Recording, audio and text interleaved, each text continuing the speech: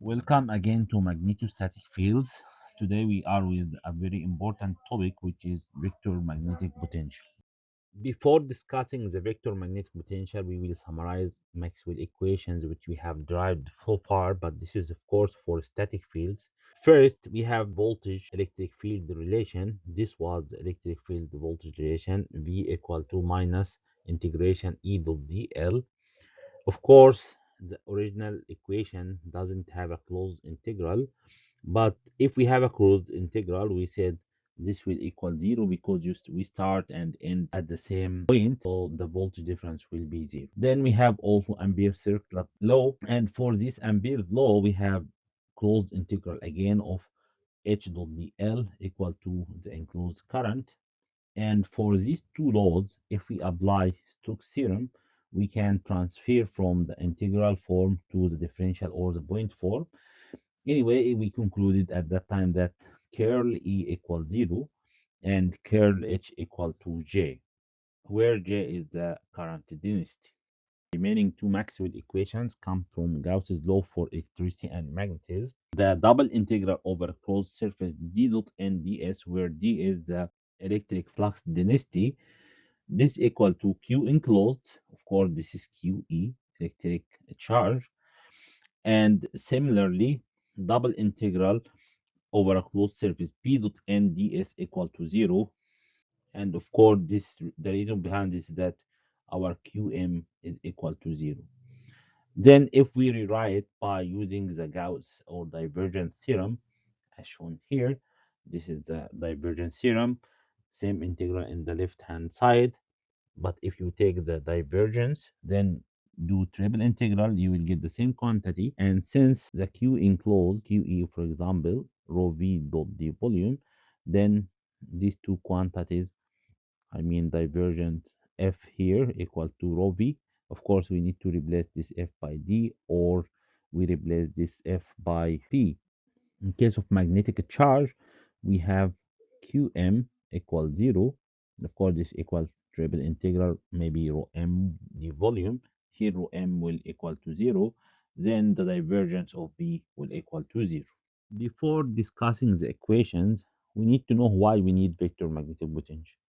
So far, we have used Ampere's law and Biot-Savart law to drive H, but at that time we have, for example, very long line, assume infinitely extending from minus infinity to infinity, or also a sheet which extend in XY plane, for example, infinitely, and or a coaxial cable where we assumed it is a very lengthy coaxial cable. In all cases, we assumed it in either line, sheet, or coaxial line or coaxial cable extend infinitely to be able to drive the field. But what will happen if we have a line which doesn't extend infinitely? For example, extend from minus L to L, and this L is a defined value, or L over 2, for example. In that case, we cannot use directly Ampere law or Biot-Savart law, and we need to other quantity to do so. So based on the Maxwell equation which we have derived so far, we will derive another quantity which is named vector magnetic potential. So we start with Gauss's law for magnetism in the point 4, divergence P equal to 0. In vector analysis, it is known that for any vector A, if you have divergence curl A, then this will result in 0. Based on this quantity, we can assume that our B here is equal to curl A. So this is our conclusion here. And this is what is called electromagnetic potential. Now we move to another Maxwell equation, which is curl H equal to J. Then substitute with P equal UH. Then we can rewrite that curl P equal to UJ. Then using equation 1 here, we extracted from vector analysis. Then we can say curl A equal to mu J. Now we will go again to our vector calculus, and we will use another relation, which is curl any vector A equal to grad div A minus nabla square A. So we will reformulate this and substitute in this equation. This will reduce to that the grad div A minus nabla square A equal to mu J. Now we need to ask ourselves whether our solution is unique or not. So we need to check for the gauge freedom. To do so, we will substitute another vector a dash, which is equal to our original vector a, plus another quantity, which is grade x, where x is any scalar field. Substituting our relation in which we assumed in the previous slide, p equal to nabla cross a dash, and substitute with this relation here, then we will get, after mathematical manipulation, we'll get that p equal to curl A plus curl grad X.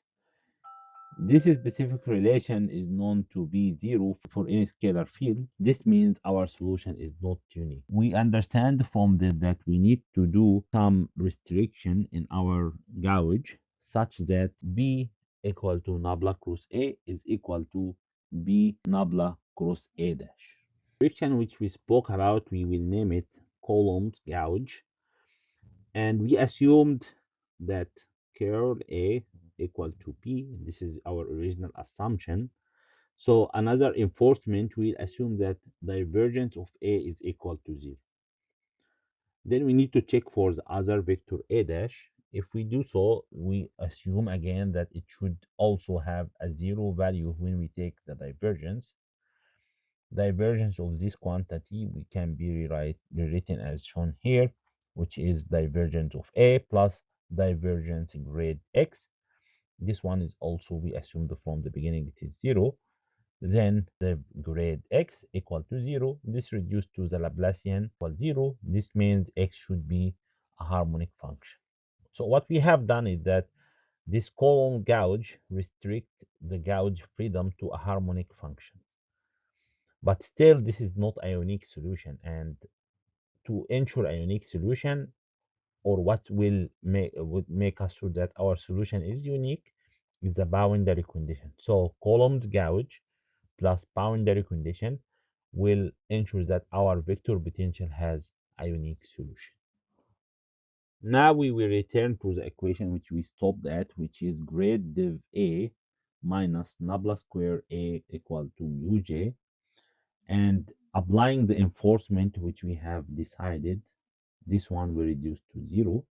Then we can rewrite that nabla square A equal to minus mu j, which is nothing but vector Poisson equation, where nabla square A is vector Laplacian. We will not go to detail how to solve this one exactly, but the solution we will use directly, and the solution actually depends on whether you have volume current density, surface current density, or the current itself. So if you have volume current density, you need to do triple integral. If you have surface current density, you do two integrals or double integral. If you have the current, you need to do single integral. To conclude our video, let's check again our objective, which was the calculation of it or P for limited length surface of volume structures. To do so, we assumed a quantity named A, and then we have found a relation between A and the current. So we just need to do reverse engineering. We have, actually what we have is this current or surface current or volume current. We will do calculation of A, then we calculate from A, H, or P. This is what I have written here. We have current or current density or volume current density, and we have some boundary condition to have a unique solution. Then we will use the relation between A and the current to calculate the vector magnetic potential.